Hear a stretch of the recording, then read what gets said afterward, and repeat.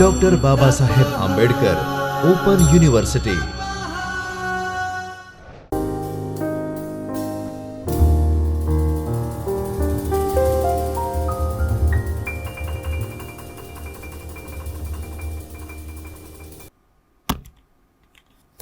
નમસ્કાર મિત્રો, doctor Baba Saheb Ambedkar open યુનિવર્સિટીના department of library and information સાયન્સમાંથી હું નિશા આપ સૌનું હાર્દિક સ્વાગત કરું છું. મિત્રો, સંશોધન પદ્ધતિઓ જે master of library and information સાયન્સમાં ઇલેક્ટિવ કોર્સ છે, જેનો કોડ છે MEI 102. મિત્રો, તેમાં આપણે સંશોધન સમસ્યા એટલે શું એનો અભ્યાસ કરશું. 5 મુદ્દાઓ આના પહેલાંના લેક્ચરમાં આપણે જોઈ ગયા છે. આપણે 6થા મુદ્દાથી આગળ વધશું, જેમાં સંશોધન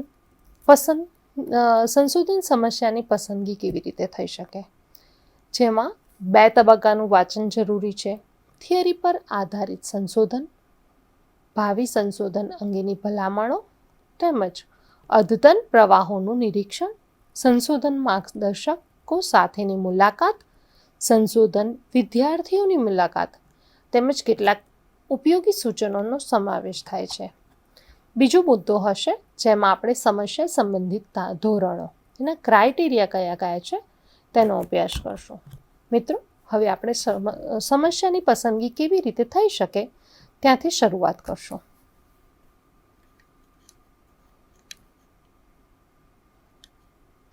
સમસ્યા પસંદ કેવી રીતે થઈ શકે તેની જ્યારે આપણે વાત કરતા હોય ત્યારે સંશોધનક્ષમ સમસ્યાઓ મેળવવા માટે અહીં કેટલાક એવા રસ્તાઓ વિચારવામાં આવ્યા છે કે જેના દ્વારા સંશોધન હાથ ધરવાનો વિચાર કરતા વિદ્યાર્થીઓને મદદ થઈ શકે છે. જેમાં 2 તબક્કાનું વાંચન.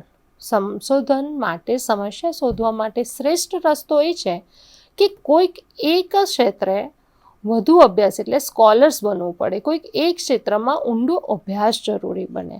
આ ઊંડો અભ્યાસ દ્વારા સંશોધકે સૌપ્રથમ પોતાના રસ અને વ્યવસાયિક ધ્યેયને નજર સમક્ષ રાખી અને વિશાળ સમસ્યા ક્ષેત્ર ઓળખવા જોઈએ.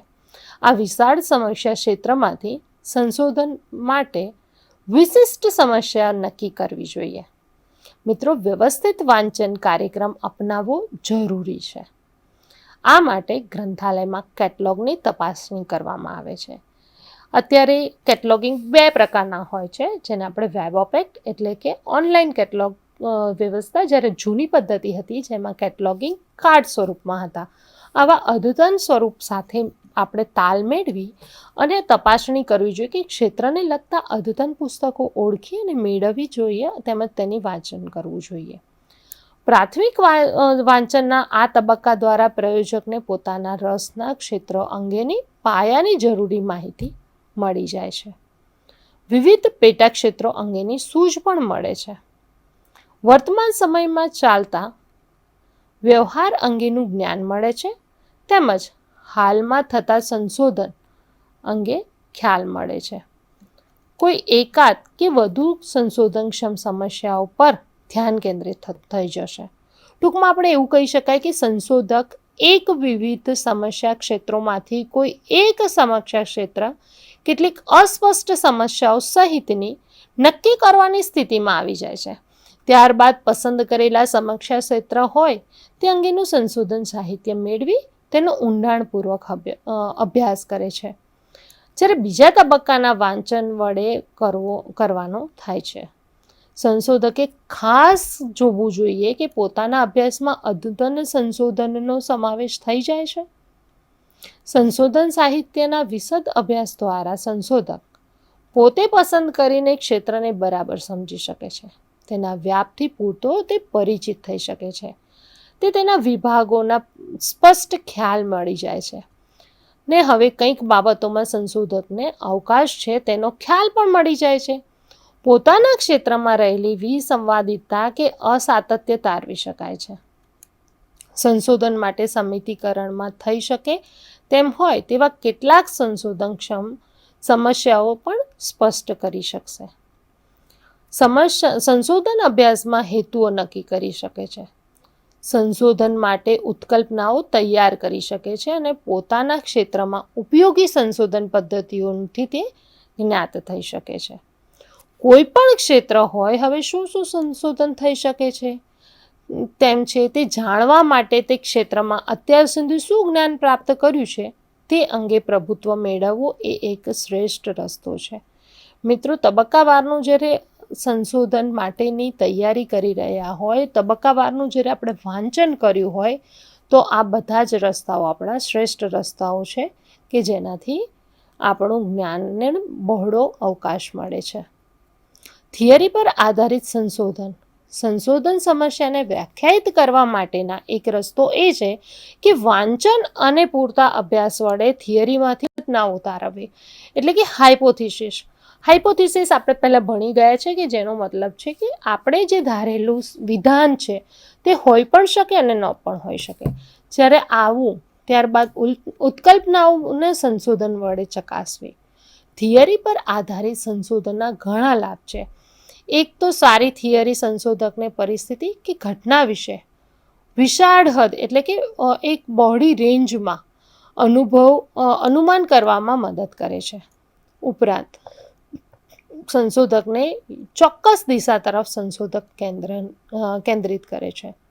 સંશોધનના પરિણામોનું અર્થઘટન કરવાનું છે કે તેને સમજાવવા પણ થિયરી સૈદ્ધાંતિક આધાર પૂરો પાડે છે. ભૂતકાળના સંશોધનનું પુનરાવર્તન, અગાઉ થઈ ગયેલા અગત્યના સંશોધનને ફરીવાર હાથ ધરવા એ સંશોધન માટે સમસ્યા મેળવવાનો એક રસ્તો છે. અલબત્ત એવું કહી શકાય કે અગાઉ થઈ ગયેલા સંશોધનનું પુનરાવર્તન સંશોધક કરતા હોય તે માટે તેનું વ્યાજબી કારણ તેમજ તેમની પાસે હોવું જોઈએ. પહેલાં કોઈ સંશોધન થઈ ગયું છે ને તેમ છતાં તેના પર સંશોધન તમે કરી રહ્યા છો તો તેની માટેનું વ્યાજબી કારણ તમારી પાસે હોવું જોઈએ. મિત્રો, ભૌતિક વિજ્ઞાનોમાં હાથ ધરાતા સંશોધનો જેવી કે ચોક્કસ કાર્યપદ્ધતિ સામાજિક વિજ્ઞાનોમાં લાવી શકાતી નથી. આથી તેમાં ભૌતિક વિજ્ઞાનો જેવા અંકુશોને અમલ થઈ શકતો નથી, જે કારણે પ્રાપ્ત થયેલા જે પરિણામો છે તેની વિશ્વસનીયતા ઓછી હોય છે. સંદર્ભ સાહિત્યનો કાળજીપૂર્વકનો અભ્યાસ કરી અને સંશોધકે ફરીવાર હાથ ધરી શકાય તેવી અર્થપૂર્ણ સમસ્યાઓ શોધી કાઢવી જોઈએ. અગાઉના સંશોધનમાં ફરીવાર હાથ ધરવા માટેના કારણો ઘણા હોઈ શકે, જેમ કે ભૂતકાળમાં થયેલા કેટલાક મોટા અને અગત્યના સંશોધનો હાથ ધરી અને તેમના તારણોની ચકાસણી કરવાની જોઈએ, જેમાં ઈચ્છવા યોગ્ય છે. સંશોધન ડિઝાઇન યથાવત રાખી અગાઉના સંશોધનને વિવિધ પરિસ્થિતિઓમાં હાથ ધરી શકાય, તેના પરિણામોની તુલના પણ કરી શકાય તે ખૂબ જ જરૂરી હોય છે. આના દ્વારા ફેરફાર શા માટે જણાયું કે કોઈ પણ ફેરફાર ન થયો તો શું કરવા ન થયો તે અંગેનો સંશોધકે ક્યાસ કાઢી લેવો જોઈએ. સંશોધન અન્ય પદ્ધતિનો ઉપયોગ કરી અને અગત્યના સંશોધનના પરિણામો ફરી તેને ચકાસવા જોઈએ. કેટલાક અભ્યાસોમાં મર્યાદિત ભૌગોલિક વિસ્તારને અનુલક્ષીને ભૂતકાળમાં જો હાથ ધરાયો હોય તો આવા સંશોધનો અથવા તો આવા અભ્યાસને બીજો વિસ્તાર કે તેના આર્થિક, સામાજિક અને શૈક્ષણિક પરિબળો અલગ અલગ હોય તે ધ્યાનમાં રાખી અને ફરીથી તે અભ્યાસ હાથ ધરી શકાય છે. આથી વિવિધ વ્યાપ વિશ્વો માટે સંશોધન પરિણામોને પ્રમાણભૂતતા પણ તપાસી શકાય છે. કેટલાક સંશોધનના તારણો સમય જતાં બદલાઈ જાય છે, કેમ કે ફરીવાર સંશોધન હાથ ધરી તપાસ કરી શકાય. આગામી સમયમાં ફેરફાર સાથે સંશોધનના પરિણામોમાં થતો ફેરફારની તહેર પણ આપણે જાણી શકીએ છીએ. કેટલાક અભ્યાસોમાં માત્ર કામચલાઉ તારણો આપી દીધા હોય અને જરૂરી માહિતી કેવી રીતે મેળવવી તેની જાણકારી શરૂઆતમાં ન હોય, કારણ કે માહિતીનું પૃથ્થકરણ કરવાની તેની અનાવડત હોય. આવું હોઈ શકે છે. તો કેટલાક અભ્યાસમાં મર્યાદિત નમૂના પર કામ કરીને તારણો રજૂ કરી દીધા હોય, સેમ્પલ બહુ ઓછા લીધા હોય અને તારણો રજૂ કરી દીધા હોય. કેટલીક વાર ખામી ભરેલા સંશોધન પદ્ધતિનો ઉપયોગ કરીને સંશોધન હાથ ધરાયું હોય. મિત્રો, આવો સંશોધનના પરિણામ પર આધાર રાખી શકાય નહીં. આથી સઘન ડિઝાઇન રચીને એક આખી રિસર્ચ ડિઝાઇન નક્કી કરવી જોઈએ. નમૂનાની પસંદગી પણ યોગ્ય રીતો દ્વારા જે સેમ્પલિંગ ટેકનિક્સ છે એ ટેકનિક્સને અનુસરી અને પછી જો આપણે એ હાથ ધરાયું હોય તો કેટલાક મોટા નમૂના પાસેથી માહિતી મેળવીને આવા અભ્યાસો ફરીવાર હાથ ધરતી અગત્યના તારણો, સામાન્યીકરણો કે ઉપયોગ મેળવી શકાય છે. મિત્રો, ભાવિ સંશોધન અંગેની ભલામણો. જ્યારે સંશોધન અહેવાલ એટલે કે થીસીસ કે ડેઝર્ટેશનમાં છેલ્લા હવે પછી હાથ ધરી શકાય તેવા સંશોધન અંગે સંશોધકો પોતે સૂચનો આપતા હોય છે. આવા સૂચનો સંશોધન કાર્ય ચાલતું હોય તે દરમિયાન સંશોધકને પોતાના સંશોધનને અનુસરી શકે તેવી સમસ્યાઓ દેખાતી હોય છે, જેને પોતાના કાર્યમાં તે કોઈ પણ કારણોસર ન સમાવી શક્યા હોય એ પણ શક્ય બની શકે. તો આવી વખતે સંશોધક પોતાના અહેવાલમાં એક જુદા વિભાગ હેઠળ આવી ભાવિ સંશોધન અંગેની આપણને અંગુલી નિર્દેશ કરે છે, આપણને ઇન્ડિકેટ કરે છે. ત્યારે સંશોધન પૂર્ણ થયાના સંશોધનના અહેવાલમાં કરેલી ભલામણોમાંથી પણ સંશોધન સમસ્યાઓ આપણે નક્કી કરી શકીએ છીએ. મિત્રો, ઘણા જ ડેઝર્ટેશન અને જે મહાનિબંધો એટલે કે જે થીસીસ છે એનો આપણે અભ્યાસ કરીએ અને એમના રિસર્ચ ગેપ જો આપણે જોઈએ તો આપણને એનો આઈડિયા આવી શકે કે આપણે આવી સમસ્યા ઉપર કામ કરી શકશું ભાવિમાં. એ જાણી એ સમસ્યાઓ જોઈ અને આપણે તે પોતાના વિષયની સમસ્યાઓને અનુલક્ષી અને આપણું કામ આગળ વધારી શકીએ છીએ. અદ્યતન પ્રવાહોનું નિરીક્ષણ. સંશોધકે પોતાના વિષયની અગત્યની બાબત શી છે? પોતાના રસના ક્ષેત્રમાં અગત્યના અદ્યતન પ્રવાહો કયા છે તેનું કાળજીપૂર્વકનું અવલોકન કરવું જોઈએ. આ કારણે કેટલીક વાર કોઈ ઉપયોગી વિચારો કે સૂઝ મળશે કે જે કોઈ અગત્યની સંશોધન સમસ્યા તરફ આપણને દોરી જશે. મિત્રો, સંશોધન માર્ગદર્શન સાથેની મુલાકાત કેવી રીતે પસંદગી કરી શકીએ તેમાં છઠ્ઠો મુદ્દો છે કે સંશોધનના માર્ગદર્શન અંગેની આપણે મુલાકાત લેવી જોઈએ. સંશોધન માર્ગદર્શન આપતા વિદ્વાનોને મળી તેમની સાથે આપણે ચર્ચા કરવી જોઈએ. તેમના વિદ્યાર્થીઓ કે તે કેવા પ્રકારનું સંશોધન કરી રહ્યા છે તે જાણવું જોઈએ. સંશોધકે સંશોધનના તમામ પાસાઓ અંગે વિગત મેળવવી જોઈએ અને અન્ય વિષયના જે સંશોધન નિષ્ણાંતો મળતા તેમને વિચારો કે જે બંને વિષયોને સ્પર્શી શકે છે તે આપણે મેળવી શકીએ છીએ. આ બધી જ પ્રક્રિયાઓ સંશોધનક્ષમ મુદ્દાઓ મેળવવામાં સહાયભૂત થાય છે. સંશોધન પદ્ધતિઓ સમસ્યાની પસંદગી કઈ રીતે કરી શકાય તે માટેનો 7મો મુદ્દો છે સંશોધન વિદ્યાર્થીઓની મુલાકાત એટલે કે રિસર્ચ સ્કોલરની મુલાકાત. જેને તાજેતરમાં જ સંશોધન કાર્ય પૂર્ણ કર્યું હોય, જેને ડિગ્રી મેળવી લીધી હોય અથવા પૂર્ણ કરવાની સ્થિતિ ઉપર હોય અથવા તો તે તેના છેલ્લા સ્ટેજમાંથી પસાર થઈ રહ્યો હોય તેને આપણે મળવું જોઈએ અને ચર્ચા કરવી જોઈએ કે સમસ્યા પસંદગી અંગેની તેમજ સંશોધન કાર્ય અંગેના તેમના અનુભવ પરથી આપણે ઘણું બધું શીખી શકીએ છીએ. 8મો મુદ્દો છે સંશોધનની પ્રવિધિઓનો અભ્યાસ. પોતાના વિષયમાં કેવી સંશોધન પદ્ધતિનો ઉપયોગ થાય છે તેમાં નવીનતમ પ્રયુક્તિઓ કઈ છે તે સમજવામાં ઉપયોગી સમસ્યાઓ આપણને મળી શકે છે.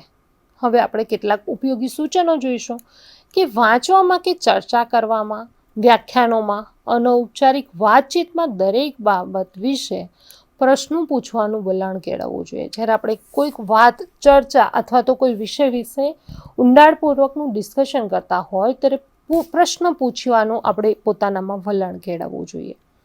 વ્યાવસાયિક, સામાયિક, પુસ્તકો અને સંદર્ભ પ્રશ્નોનો પણ આપણે સતત રજૂ થયેલા વિચારોનું આલોચના ઘણીવાર સમસ્યા પસંદ કરવાનો આપણને સંશોધકને સંકેત આપતો હોય છે.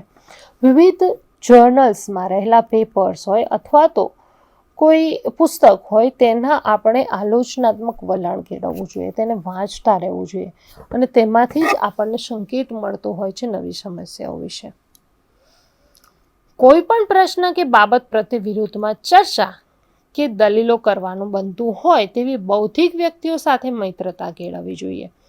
મિત્રો, જ્યારે પણ આપણે આપણા મિત્રો સાથે મળતા હોઈએ અથવા તો એવી વ્યક્તિઓ સાથે મળતા હોઈએ તેમની સાથે આપણે ચર્ચા વિચારણા કરીએ ને બૌદ્ધિક વ્યક્તિઓ સાથે આવી મૈત્રી કેળવવી જોઈએ અને જે અલગ અલગ ડિસ્કશન છે એના ઉપર હેલ્ધી ડિસ્કશન જો થવું જોઈએ જેથી કરીને આપણને યોગ્ય તેનો જવાબ મળી રહે. પોતાના મૂળભૂત માન્યતાઓથી જુદા પડતા હોય તેની સાથે પણ ચર્ચા કરવાનું હંમેશા પસંદ કરવું જોઈએ.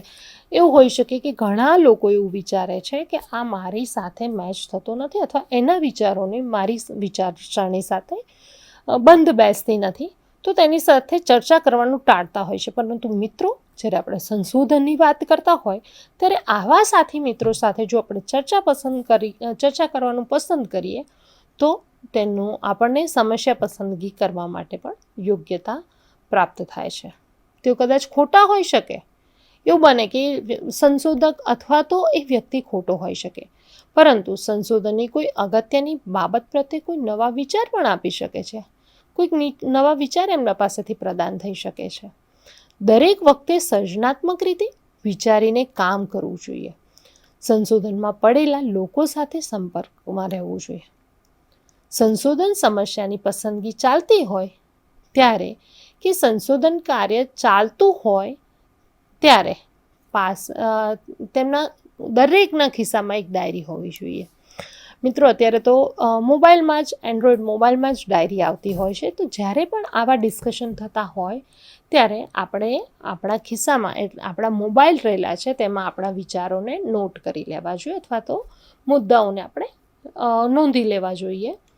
વાંચવામાં અગત્યની દિશાસૂઝ મળી આવે તે તરત જ તેમાં નોંધ ડાયરીમાં આપણે કરી લેવી જોઈએ, નોટિંગ કરી લેવું જોઈએ. સંશોધન સમસ્યા બરાબર સ્પષ્ટ કરતી વખતે ચીલા ચાલુ કરતા જુદા પડતા હોય તેવા વિચારોને કે અભિગમોને ઉપયોગ કરવામાં હિચકિચાટ અનુભવ ન થવો જોઈએ. કેટલાક સંશોધકો નવીનતમ વિચારો કે જે પ્રથમ નજરે વિચિત્ર લાગતા હોય અથવા પોતાના વિચારસરણીથી તે તદ્દન જુદા હોય તેના પર ધ્યાન આપતા નથી. પરંતુ બીએફ સ્કેનરના મતે તરંગી વિચારોને એક મહત્વપૂર્ણ ગુણ છે કે તે ઝડપથી વિકાસ પામે છે અને તેની નિષ્પત્તિ પણ ખૂબ જ પરિવર્તન લાવનારી હોય છે. ઘડતર વિચાર પણ જો તેના અમલમાં મૂકવામાં આવે તો વૈજ્ઞાનિક સમસ્યા તદ્દન નવી જ અને ઘણીવાર વ્યવહારિક દિશા પણ સૂચવતી હોય છે. મિત્રો, હવે આપણે જોઈશું સંશોધન સમસ્યાની પદ્ધતિ માટેના ધોરણો. જેમ આપણે ચર્ચા કરશું સમસ્યાની સંશોધન ક્ષમતા, સમસ્યાની નવીનતા, સમસ્યાના અર્થપૂર્ણતા, તેનો વ્યાપ, તેની સીમિતતા, પરિણામોના અન્યનો રસ, તેની ક્ષમતા કેટલી છે. પ્રશ્નરૂપે ઉદ્ભવતા આ અલગ અલગ ક્રાઇટેરિયાને આપણે વિસ્તારથી જોઈશું. સંશોધન માટે યોગ્ય સમસ્યા પસંદગી કરવી એ ખૂબ જ મુશ્કેલ કામ છે, જે આપણે પહેલાં જોઈ ગયા. આ માટે સૌપ્રથમ કોઈ એક સંશોધન ક્ષેત્ર પસંદ કરવું જોઈએ, ત્યારબાદ તેના વિવિધ વિશિષ્ટ સમસ્યાઓ તૈયાર કરવી જોઈએ. સંશોધકે આ વિશિષ્ટ સમસ્યાઓ પૈકી કોઈક એક સમસ્યા સંશોધન માટે પસંદ કરવી.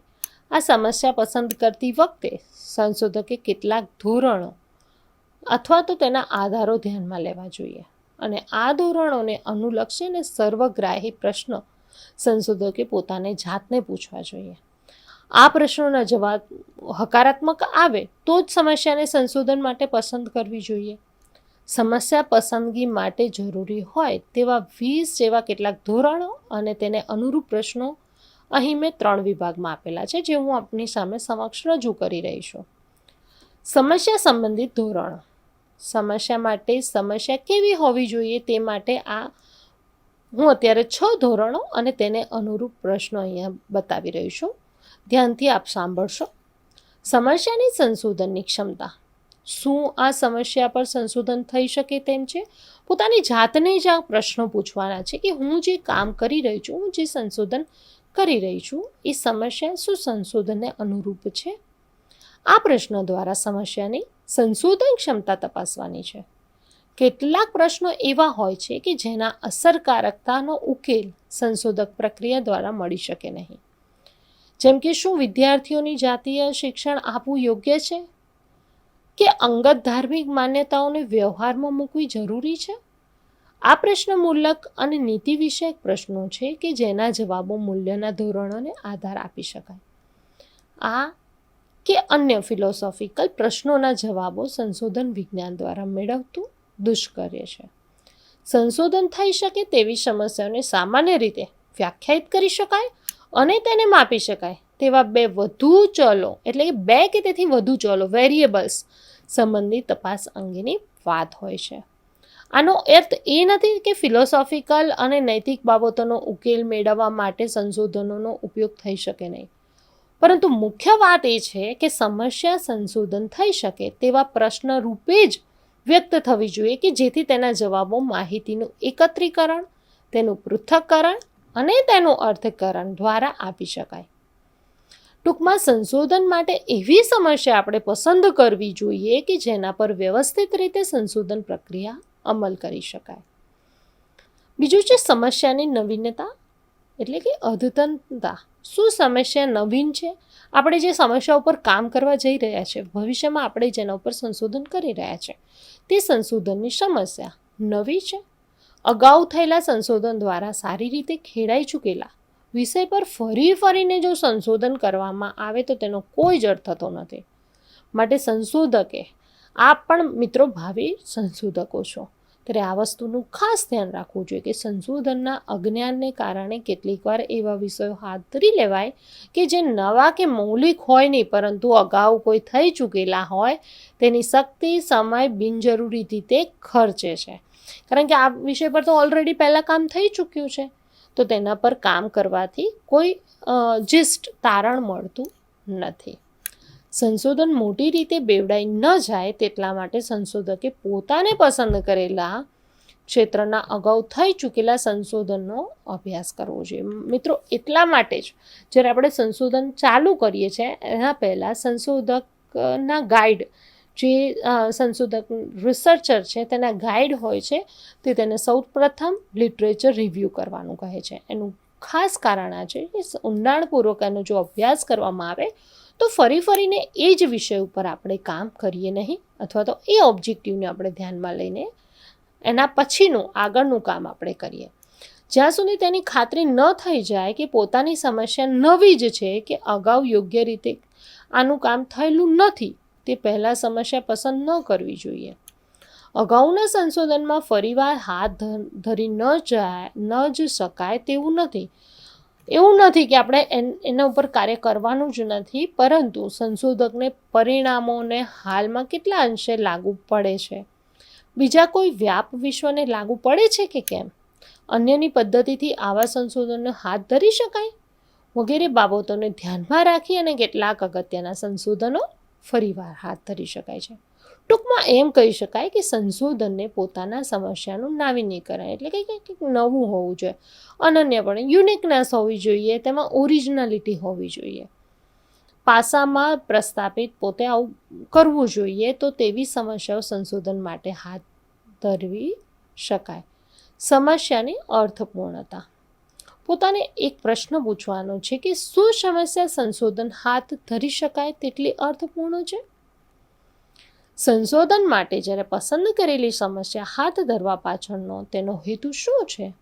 આ સમસ્યાના હાથ ધરીને સંશોધક શું સિદ્ધ કરવા માંગે છે અથવા તો શું મેળવવાની ઈચ્છા રાખે છે, તેની સાથે સમસ્યાની અર્થપૂર્ણતાને સંબંધ છે. સમસ્યાની સાર્થકતા નક્કી કરવા માટે તેનું સૈદ્ધાંતિક મૂળ અને વ્યવહારિક મૂલ્ય તપાસવું જોઈએ. સૈદ્ધાંતિક મૂલ્ય એટલે કે પ્રસ્તુત સંશોધનમાં કોઈ મહત્વના સિદ્ધાંતમાં સમાયેલો છે, સંશોધન હાથ ધરી કોઈ નવું જ્ઞાન ઉદ્ભવશે કે અત્યારના જ્ઞાનનું વિસ્તરણ થશે, અથવા હાલનું જે જ્ઞાન છે તે સંશોધન સાહિત્યમાં કંઈક ખૂટતી બાબતો મળશે, જે ખૂટતી કડી છે તે ઉમેરશે. આ બાબતોએ સંશોધન વિચારવાનું રહે છે. ઉપરાંત હાથ ધરેલું સંશોધન અગાઉના સંશોધનથી કેટલું વિસંગતતા ભરેલું છે, આ વિસંગતતા રહેલી છે તેનું નિવારણ થઈ શકે છે. જાણીતી હકીકતોને પુનઃ અર્થઘટન કરવામાં મદદરૂપ થશે. કોઈ સિદ્ધાંત વિકસાવવામાં તે આધારરૂપ બનશે? આ બધા જ પ્રશ્નો પોતાની જાતને જ્યારે પૂછતા હોય ત્યારે આપણે તેની અગત્યતા તપાસી શકીએ છીએ. આ જો આપણા ક્ષેત્રમાં આગળ લઈ જવા માટે કોઈ ફાળો આપે છે ખરું? આવા પ્રશ્નોના જવાબ જો સંતોષકારક રીતે આપણને ન મળે તો તે સંશોધન માટે પસંદ કરવાનો કોઈ જ અર્થ નથી. માટે એ વસ્તુને આપણે ધ્યાનમાં રાખવી જોઈએ. વ્યવહારિક મૂલ્યો. સંશોધન માટે જ્યારે આપણે હાથ ધરાતું હોય ત્યારે સમસ્યાના પરિણામો કોઈ પ્રક્રિયાને સુધારવામાં મદદરૂપ થઈ શકે છે. કોઈ ફેરફાર લાવવાનો હોય તો તેના માટે દિશાસૂચક બને છે. વ્યવસાય, સમાજ, સરકાર અને અન્ય એજન્સીઓને કોને ઉપયોગી આ બનશે વગેરે બાબતોને તપાસી લેવી જોઈએ. ઉપરાંત તેનું સંશોધન પ્રકાશન કરી શકાય તેવી ક્ષમતા ધરાવે છે કે કેમ તેની ભવિષ્યમાં હાથ ધરવા માટે નવા સંશોધનના સૂઝ તેમાંથી મળી રહેશે કે કેમ વગેરે બાબતોને આપણે તપાસવી જોઈએ. સમસ્યાનો વ્યાપ. જે કક્ષાએ આપણે સંશોધન હાથ ધર્યું છે તેને આ સમસ્યાનો વ્યાપ ઉચિત છે. અનુસ્નાતક એટલે કે એમફિલની કક્ષાએ જ્યારે આપણે સંશોધન માટેની સમસ્યા કરતા હોઈએ અને પીએચડીની કક્ષાની જ્યારે સંશોધન માટેની સમસ્યાનું કદ હોય તેમજ ઊંડાણપૂર્વક હોવું જોઈએ.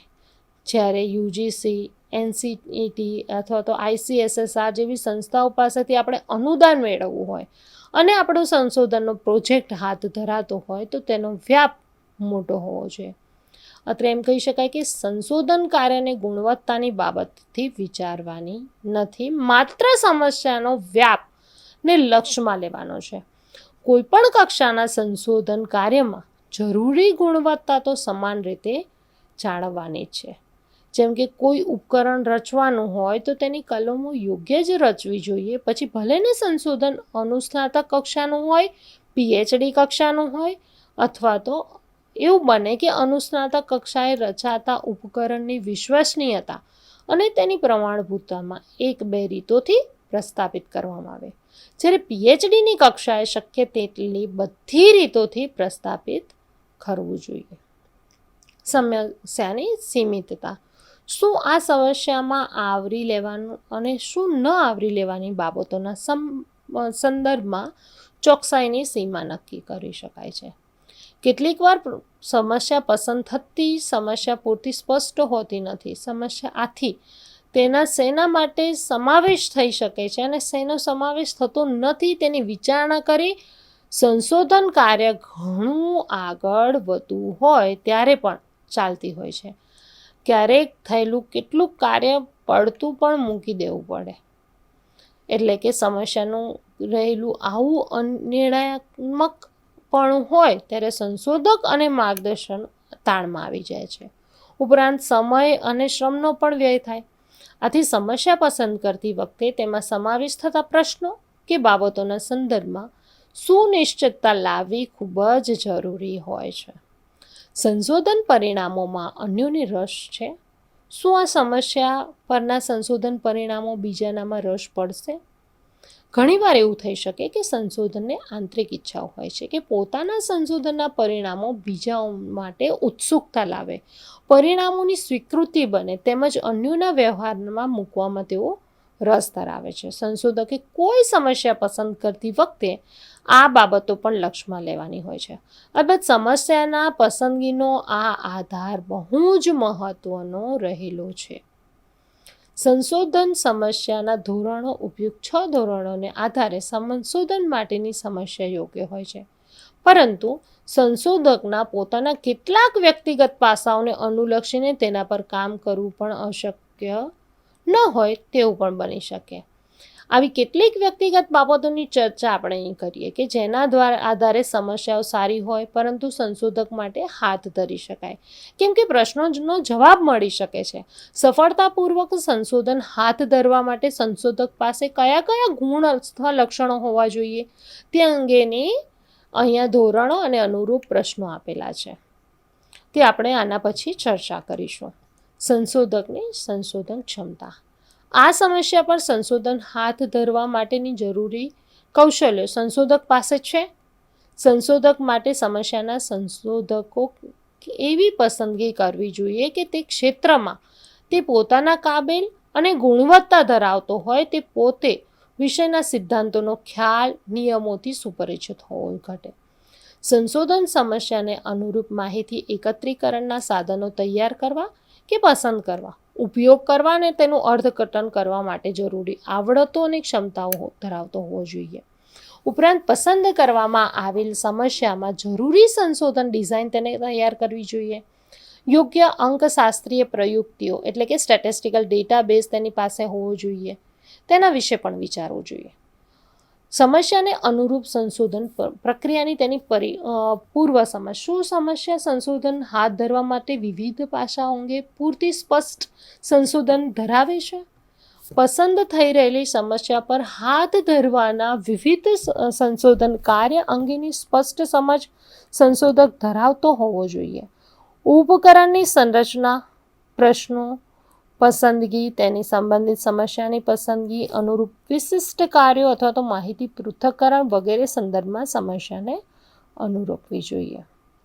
મિત્રો, આની સાથે આપણે સમયાવકાશ, સંશોધનની અમલ સંબંધિત ધોરણો વગેરેની પણ ચર્ચા કરી શકાય. તેના આર્થિક ખર્ચ કેટલો છે, ત્યારબાદ તેમાં સંશોધનની આચારસંહિતા કેટલી લાગી શકે છે, આચારસંહિતા કેવી હોવી જોઈએ, સમસ્યાનું સીમિતીકરણ કયું હોઈ શકે છે, સંશોધન અમલિત વિવિધ જે ધોરણો છે તેના વિશે પણ આપણે આ બધા જ એના ક્રાઇટેરિયા રહેલા છે.